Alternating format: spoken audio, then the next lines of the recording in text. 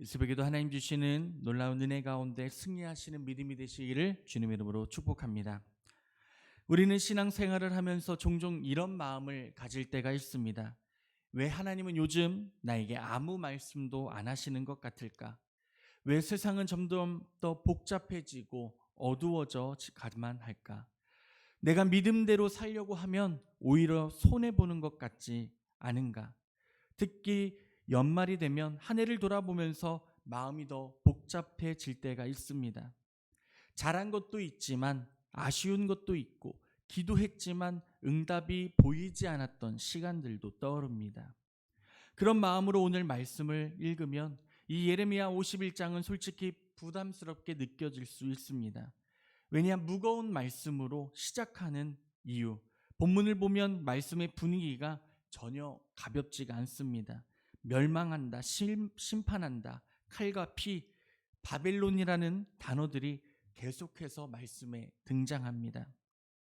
우리는 보통 위로의 말씀을 듣고 싶어 하고 잘 될 것입니다, 걱정하지 마십시오라는 말을 듣고 싶어 합니다. 그런데 하나님은 오늘 이 시간 일부러 무거운 말씀으로 이 새벽 우리를 인도하고 계십니다. 왜 그럴까요? 그 이유는 하나님께서 우리를 겁주기 위함이 아니라 우리를 다시 한 번 더 말씀 안에서 깨우시기 위함입니다. 잠든 사람에게는 조용한 속삭임보다는 때로는 분명한 소리가 필요하기 때문입니다. 오늘 말씀에 나오는 바벨론이라는 이 나라의 이름은 단순히 옛날에 있었던 한 나라의 이름만이 아닙니다. 이 바벨론이라는 나라는 하나님이 없어도 잘 살 수 있다고 생각하는 세상, 자기의 힘과 성공을 신처럼 섬기는 문화, 그리고 죄를 죄로 여기지 않는 분위기를 상징하는 이 나라의 이름이 바로 바벨론이라는 나라입니다. 겉으로 보기에는 아무 문제가 없습니다. 힘도 있고요, 돈도 있고 체계도 아주 잘 갖춰져 있습니다. 그래서 누가 보면 절대로 무너지지 않고 넘어지지 않고 멸망하지 않을 것 같은 나라였습니다. 그러나 하나님 보실 때에는 바벨론은 이미 안에서부터 무너지고 있었고 결국에는 멸망할 나라라는 것을 하나님은 이미 알고 계셨다는 겁니다. 사랑하는 성도님들, 우리가 사는 시대를 가만히 바라보면 이 바벨론의 모습이 낯설지 않게 느껴집니다. 하나님을 굳이 말하지 않아도 세상은 돌아가는 것처럼 보이고 믿음이 없어도 사는데 큰 불편이 없는 것처럼 느껴집니다. 오히려 하나님을 이야기하면 불편해하고 죄를 말하면 지나치다고 말하고 진리를 말하면 각자의 생각일 뿐이라고 말하는 시대가 되어버렸다는 것입니다. 예배를 봐도 그렇습니다. 새벽 예배에 젊은이들이 나오는 것을 보신 적이 있으십니까? 한번 주위를 둘러보시겠어요? 이런 생각할 수도, 내가 젊은이다, 그렇죠? 젊은이들이 교회에 나오지 않고 예배하지 않고 새벽 예배가 사라지고 있고 하나님을 예배하는 자리는 그저 멋있는 음악과 찬양이 넘치는 곳을 찾아다니는 세대로 변해가고 있는 것이 바로 지금의 젊은 세대들의 예배라는 것입니다. 그렇기 때문에 우리도 모르게 이러한 마음이 생깁니다. 나도 이 정도면 괜찮지 않을까? 다들 이렇게 사는데 나만 너무 신앙에 예민한 것이 아닐까? 하나님은 침묵하시는 것 아닐까? 우리들도 이런 시대를 살다 보면 신앙도 흔들릴 때가 있습니다. 악한 사람이 잘 되는 것 같고 정직하게 사는 사람이 손해보는 것 같고 하나님은 아무 말씀도 안 하시는 것처럼 느껴집니다. 하지만 예레미야 51장은 우리에게 분명히 말씀합니다.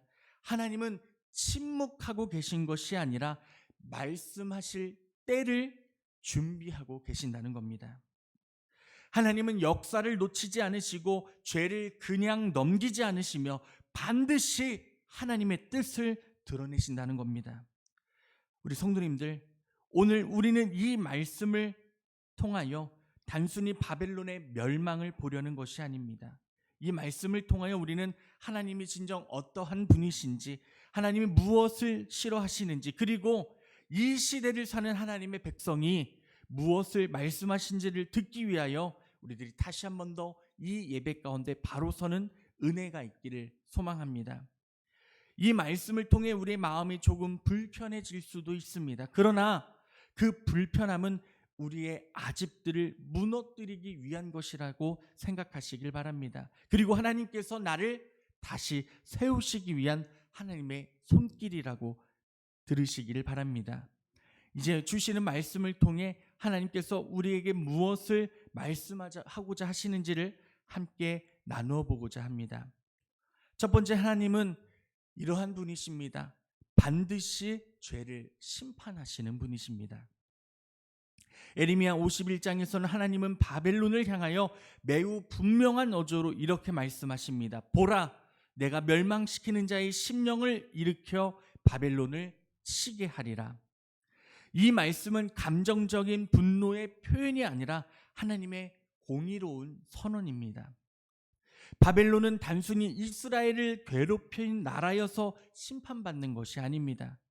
바벨론은 하나님을 대적했고 자기 힘과 우상을 의지했으며 죄를 죄로 여기지 않는 문화를 만들어갔기 때문에 하나님의 심판의 대상이 되었던 겁니다.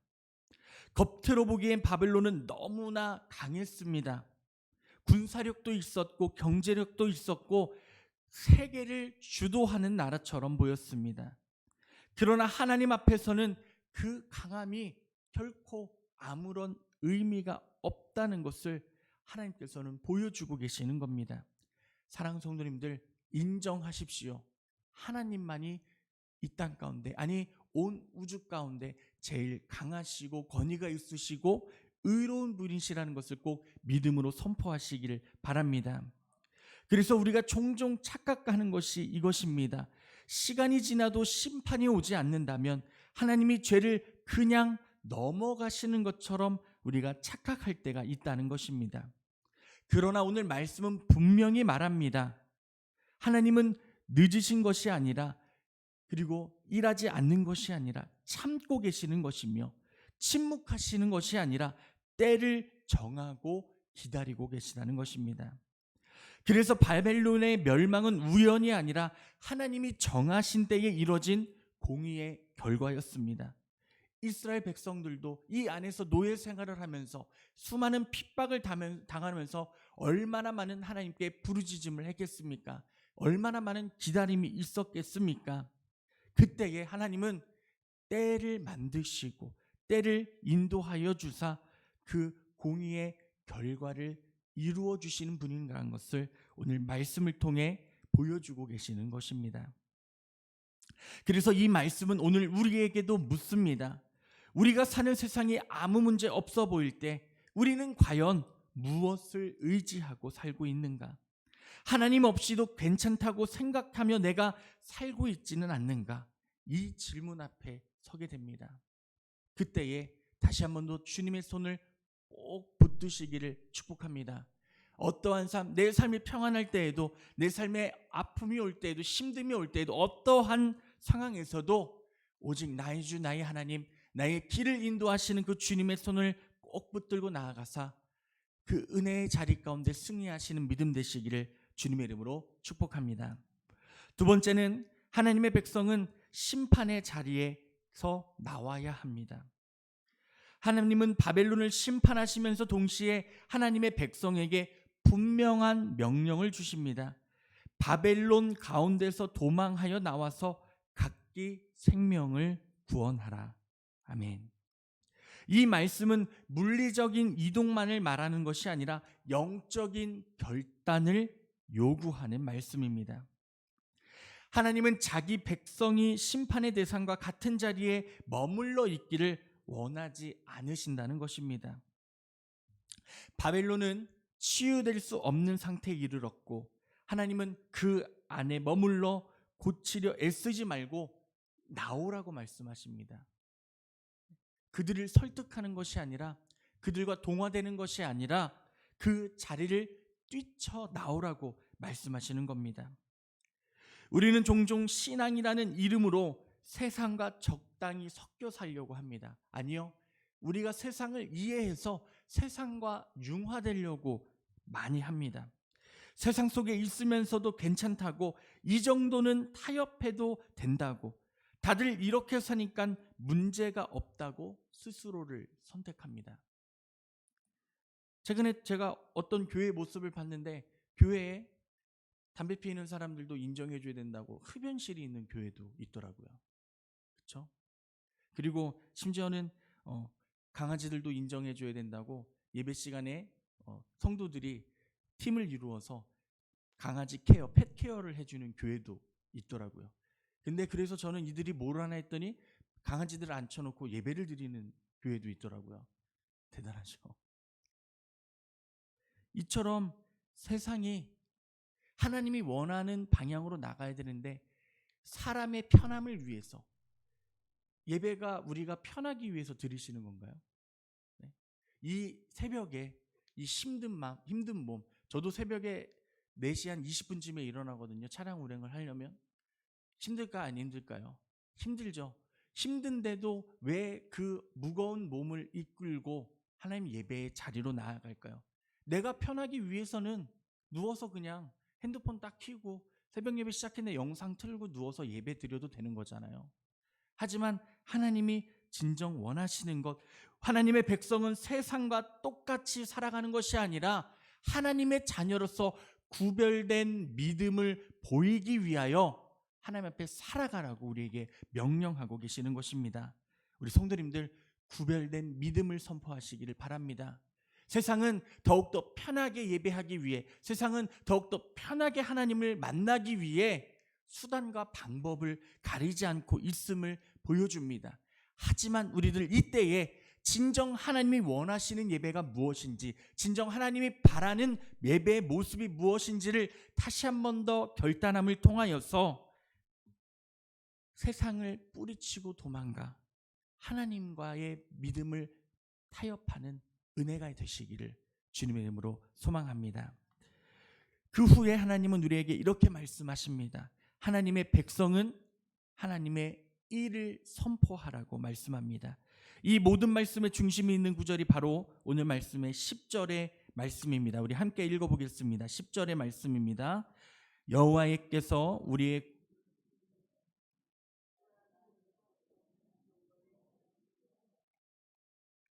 아멘. 하나님은 심판을 말씀하시는 데서 멈추지 않으십니다. 그 심판을 목격한 하나님의 백성이 무엇을 해야 하는지까지 분명히 알려주십니다. 여호와를 선포하라. 이 말씀은 단순히 말로 전하라는 뜻이 아닙니다. 하나님이 어떤 분이신지를 드러내며 하나님이 무엇을 미워하시고 무엇을 기뻐하시는지, 그리고 하나님이 결국 역사의 주인이심을 우리들이 드러내며 살아가라는 명령의 말씀입니다. 그리고 이어지는 말씀에서 하나님은 우상과 참 하나님을 분명히 구분하십니다.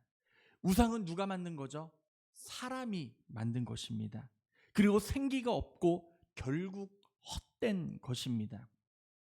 그러나 우리의 하나님은 어떠한 분이십니까? 능력으로 땅을 지으셨고 지혜로 세계를 세우셨으며 살아계시는 하나님이 바로 우리의 하나님이십니다. 그렇기 때문에 여호와 하나님은 그 능력 가운데서 우리를 인도하여 주시고 지금도 만져주사 우리를 주의 길로 인도해 주시고 계시는 분입니다. 이 하나님을 알고 경험한 우리는 침묵할 수 있겠습니까? 당연히 없죠. 그 좋은 것을 알려주시고 인도하여 주시는 분이 바로 우리의 하나님이시기 때문이잖아요. 그렇기에 오늘날 교회가 약해져 가고 있는 이유는 세상이 강해졌기 때문이 아닙니다. 교회가 선포하기를 멈추었기 때문입니다. 교회가 눈치를 보고 있습니다.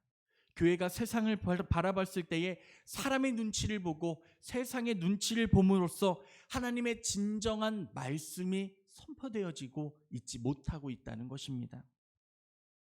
심지어는 세상 가운데 하나님이 원하시지 않는 일들이 참 많이 있잖아요.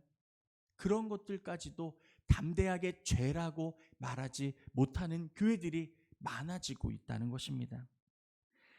그렇기 때문에 교회가 선포해지는 것을 멈춘 것, 여호와의 일을 선포한다는 것은 화려한 말이나 큰 소리가 아니라 하나님을 하나님으로 인정하며 사는 삶, 하나님의 말씀을 말씀대로 믿고 선포하는 삶, 그것이야말로 진정한 하나님을 드러내는 은혜의 모습인 줄로 믿습니다.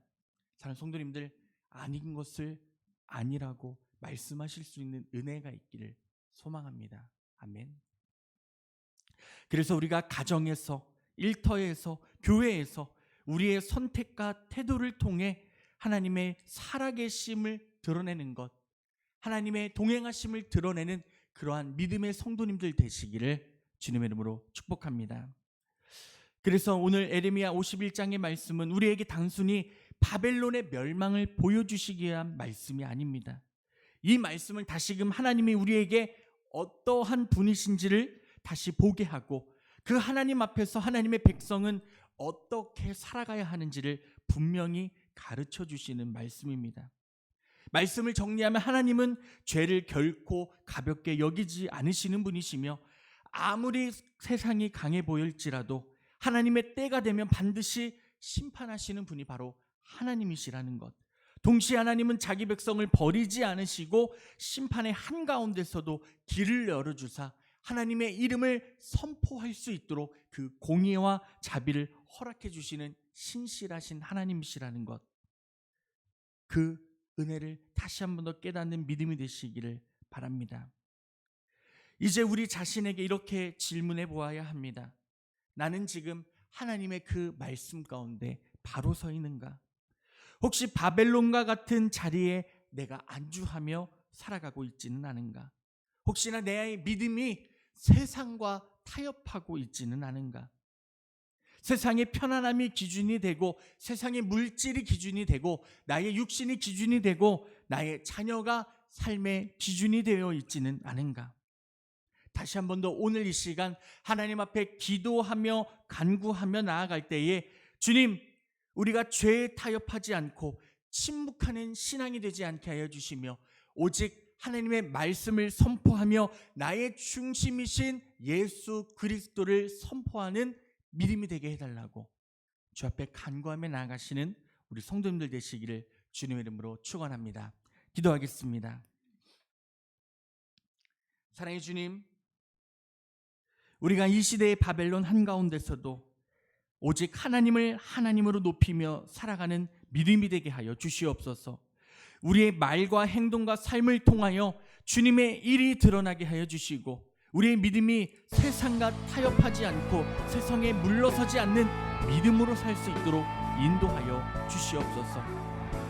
오늘 이 말씀을 듣고 돌아가는 우리의 믿음 가운데 우리의 각자의 삶의 자리에서 여호와의 선한 일을 선포하는 우리 믿음의 성도님들 되기를 소망합니다. 우리의 삶 가운데 우리의 모든 중심 가운데 있었던 우상들을 벗어버리게 하여 주시고, 이 시간에 말씀하여 주시고 인도하여 주시는 주 여호와 한 분만을 의지하며 나가는 우리 믿음 되게 하여 주시옵소서.